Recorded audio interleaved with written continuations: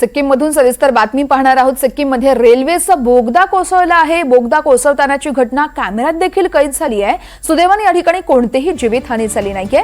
काम सुरू होतं आणि त्याच वेळेस अचानकपणे हा बोगदा खाली कोसळला आणि ही सगळी घटना कॅमेऱ्यामध्ये देखील कैद झाली आहे।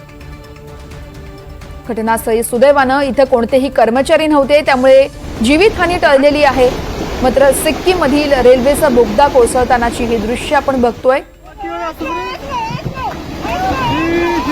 काम सुरू असतानाचा हा व्हिडिओ आहे। बोगदा कोसळला आणि हा संपूर्ण प्रकार कॅमेऱ्यात कैद झालेला आहे। सुदैवाने या ठिकाणी कोणतीही जीवितहानी झाली नाहीये।